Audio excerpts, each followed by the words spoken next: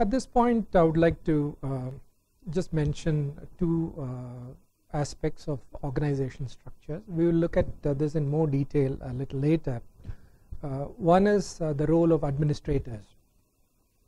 We know organizations are in effect living systems built out of internal structures of hierarchies, reporting rules, auditing procedures, service delivery processes, and so on. So it is quite common for organizations to undergo restructuring caused by promotion or retirement or through other means such as changes in reporting structures.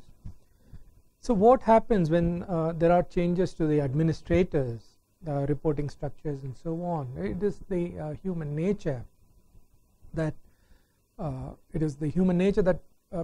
propels every new structure to bring in new set of challenges, to be different from the previous ones, and this desire to be different, not only a difference as an outcome, but also a conscious desire to be different from the predecessor. What that does is, whenever there are changes in the administration, there are new changes that are brought in, new rules that are introduced.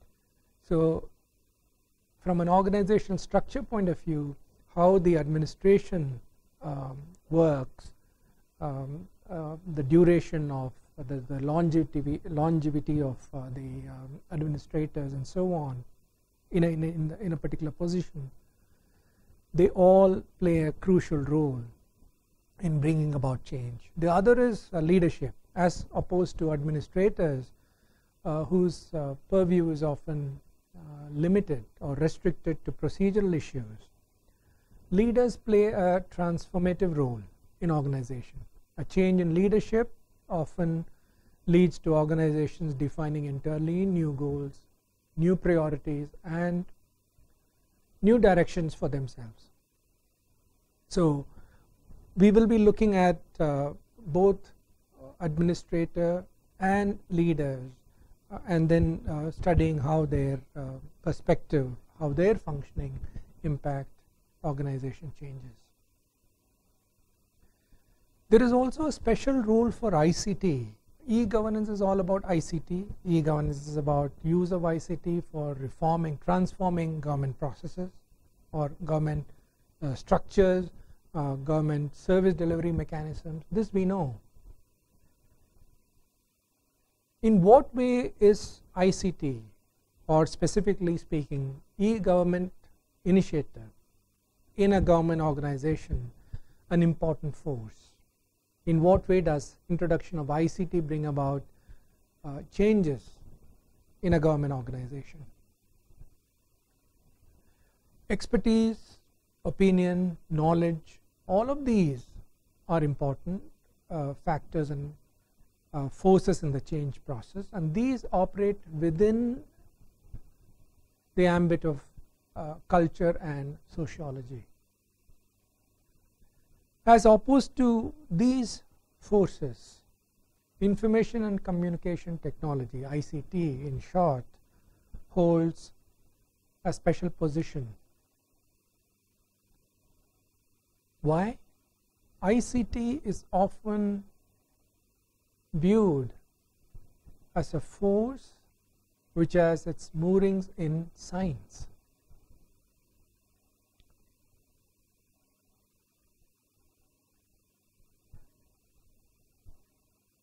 Few forces, whether leadership changes or administrative changes, elicit such strong opinion and reaction as ICT does. This is one of the reasons why we find that not many e-government initiatives succeed. It's worth recalling the words of a very noted philosopher, Heidegger. What he said, and I think it makes a lot of sense, is that you can either be in favor of technology or you can be against it, but you can never be neutral towards it. ICT impacts government organizations in many ways. At the minimum, ICT, introduction of an ICT initiative, an e-government initiative in a government organization can reduce clerical workload of the employees. So the moment clerical workload of the employees is reduced, they get more time. So when they get more time, unless this time is productively channeled into other areas, there could be issues. ICT can also be used to eliminate manual processes altogether. For instance, instead of some application being filed in a hard copy format, ICT can enable online filing, online checking, online validation. So entire processes, not just one or two activities, can be eliminated through an e-government initiative. ICT can also perform managerial functions such as approving some application, for instance, especially if it doesn't contain any exceptional conditions. So the technology of software has advanced very tremendously, very considerably, and today you are able to build come out with systems which are very largely driven by set of intelligent rules, built-in rules. So the application itself can accept the information contained in an application, in a application for a service, and then apply the rules, built-in rules, and decide whether this application for a service, say application for an income certificate or a caste certificate or whatever, should be approved or not, and without involving any managerial intervention. ICT can also track the responsiveness of officials in serving the citizen. This is extremely sensitive. Many government organizations have implemented systems, e-government systems, which track the cycle time, the turnaround time, the responsiveness of government officials in responding to citizen requests. So the ICT can track the speed with which the citizens are being served, the speed with which queries are being answered, and so on. So by exposing the performance of government officials through the use of ICT, e-government initiatives bring about very considerable change and anxiety in the minds of government employees. ICT can also reduce subjectivity and arbitrariness in the decision-making process. For the reason I just mentioned, you can build in rules, therefore reduce manual intervention and subjectivity. So whether the impact of ICT is felt in clerical work or in managerial and decision-making levels, by freeing up time, by reducing discretionary powers of officials, by facilitating transparency in the functioning, ICT is capable of very significantly altering the equilibrium in any government organizational setting. Some of you may remember what happened with the computerization of banks in India. Many employees, the unions, prevented the banks from being computerized in the 1980s, and this is a classic example of the fear of ICT bringing about significant changes in the work profile, and this anxiety can be a major impediment in smooth rollout of e-government initiatives.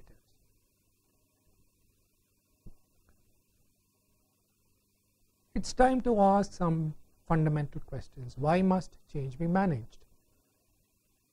Changes, whether they are due to internal or external factors, are inevitable. We have seen that. Management of change, as we have already noted, refers to all the proactive and reactive actions that will ensure through conscious efforts aimed at minimizing negative effects of change and through enhancing the positive aspects of change, that an organization is guided in the right direction towards its target state. The term management implies both willingness and ability to handle the change process. This raises several important questions. In a government organization made up of many functional units and staffed with hundreds of employees, what is the likelihood that there will be shared opinion and attitude towards change? Are all changes similar with respect to their origin, their timing, their impact, and their reach? Change is a potent force which is capable of affecting different people differently, and since the impact of change can only be surmised, it is not uncommon for forces of change to kindle in people a feeling of trepidation and encourage their innate urge to resist. Reflecting on the Newtonian edict that every action has an equal and opposite reaction, forces of change and forces of resistance to change often travel together, even if not strictly in equal measures. This is important. They are not in equal measures. Resistance to change and any misgivings about change therefore needs to be managed in the interest of the organization, in the interest of the success of the e-government initiative. Where change is planned, its origins are clear, and its impact can be well assessed, at least to some extent, then we are in a happy situation. But some changes, or perhaps one might even say many changes, especially those which are triggered by external forces, simply happen and happen abruptly. For instance, a court judgment or an order to stop activities which are polluting the environment can bring an abrupt end to the activities of an organization. Such changes are neither planned nor can they be gradual. Based on this train of thought, we can classify changes into a few categories. We can classify changes based on scale, incremental change, or also referred to as evolutionary change, or small changes, incremental as the name indicates.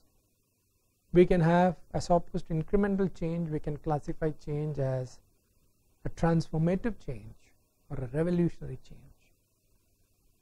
We can also classify changes according to whether they are planned or unplanned.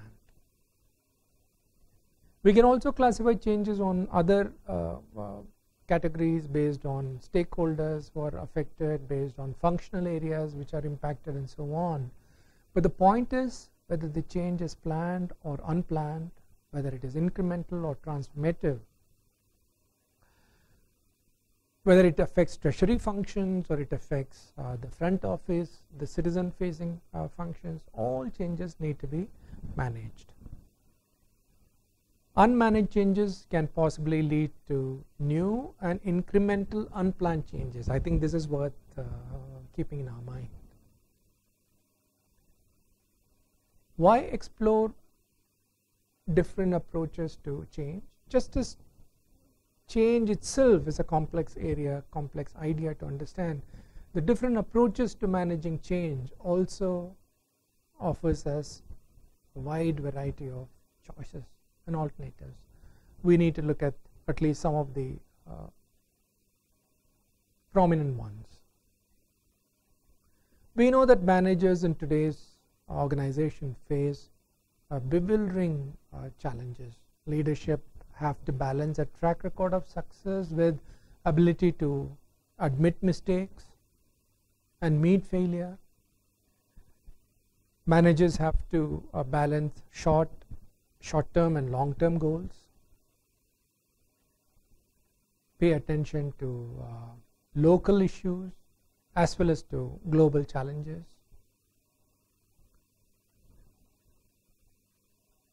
It's interesting to look at some of the paradoxes that managers at Lego, Lego, the company which manufactures that very popular toy, the Lego toy, the paradoxes that the managers were required or asked to manage. So they actually had this pasted so that on their wall so that they could constantly refer to them. These paradoxes read like to be able to build a close relationship with one's staff and keep a suitable distance. Paradox. To be able to lead and to hold oneself in the background. To trust one's staff and to keep an eye on what is happening. Paradox. To be tolerant and to know how you want things to function.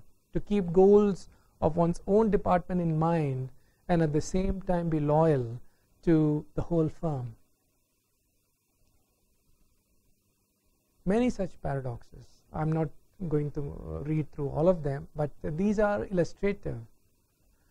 So we have to acknowledge, we have to believe that anyone interested in successful management of change needs to develop the ability to handle such paradoxes. What we would like to do is to look at changes from completely different dimension now. I would like to introduce the changes to you from an individual perspective, from team perspective, and from organizational perspective. Individual change. Some of you may be aware of this, but a Greek philosopher, Heraclitus, it was he who maintained that you never step into the same river twice. Think about it. You never step into the same river twice. What might this mean? One interpretation of this could be that because the river is constantly flowing, when you step into it the second time or the third time or the fourth time, the water is never the same. The old water has flown, there's a new water which is flowing. So because the river is in a constant flux. So this is one way of looking at you never step into the same river twice. Can we look at it? So this is an external perspective. So here is the individual who wants to step into the river, looking at river as an external entity, external body, flowing body. Can we look at it from an internal perspective? Perhaps yes. You step into the river once, you have a certain experience. Those of you who have taken bath in the Ganges, you know what I'm trying to say. The first time if you have never taken bath in the Ganges, and especially in the winter season, you are in for a shock. I mean, the moment you step into the water, the cold hits you so hard that it's an experience, and I think you can. It's best you take bath in Ganges to experience what I'm trying to say. But the point is, from a philosophical perspective, from a learning perspective, if you've already done it once, you know what to expect.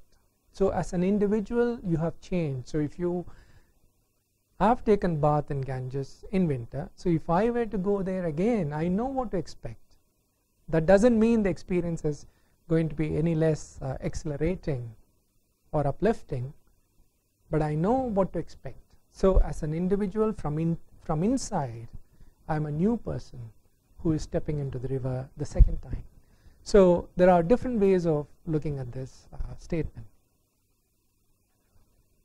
Therefore, we have two ways of looking at and responding to change: the changes that happen in the outside world and the changes that take place inside of us. It is often the discovery from within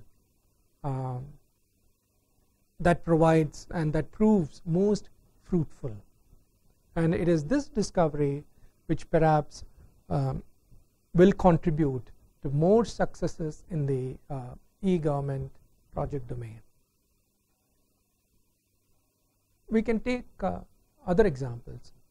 Assuming I'm an experienced driver, many of the aspects of driving for me are unconscious. When I'm driving, I don't think about am I steering properly, I don't think about the gear shifting, I don't think about the brake, clutch and so on. Of course, and if I'm driving a manual car, if I'm driving an automatic car, I don't even think about shifting gears. I can drive for many miles on a motorway, safe in the knowledge that a lot of activities that I am involved in are being performed unconsciously. We might say that I'm unconsciously, without actively thinking, unconsciously competent. However, as soon as I am in a new situation, perhaps I buy a new car, I am in an unfamiliar environment. All the things that I took for granted, I cannot now do as well as before. Maybe the new cars have different sets of buttons, they have controls in different places, perhaps they are a lot more computerized and automated than my previous car.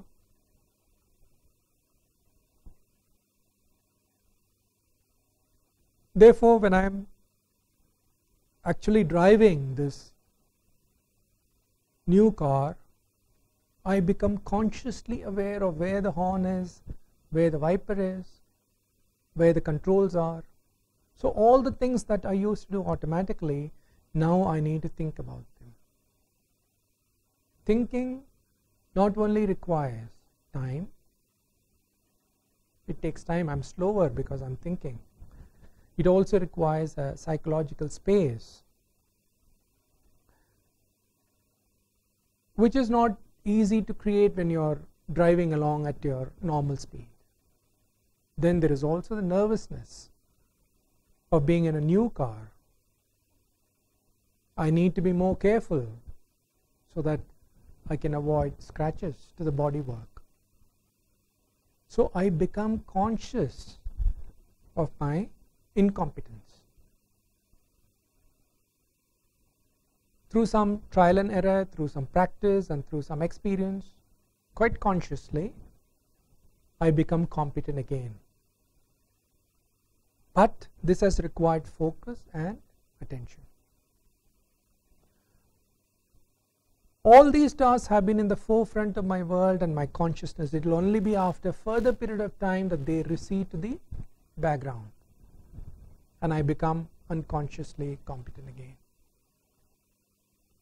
And how soon I become competent depends on my ability to assimilate new information, the frequency and the regularity with which I drive or I change cars, or to take an e-government example,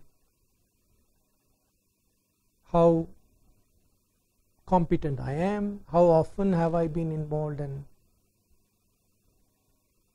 e-government projects in the past, what roles have I played, what learning have I gathered. All of these have an impact on pushing my behavior to the background. Think about it. I have an exercise for you. A new piece of software arrives and then you implement it in your system. How do you go about learning about it? Do you install it on your machine and then start trying it out as an activist? Do you watch what others are doing? so that you can learn from them, so it's kind of a reflector? Or do you learn about the background of this new software, its similarity with other solutions, so acquire a lot of theoretical background? Or you don't experiment at all until you find a clear purpose for it, therefore only there is a purpose you start, so you're basically a pragmatist? Think about it.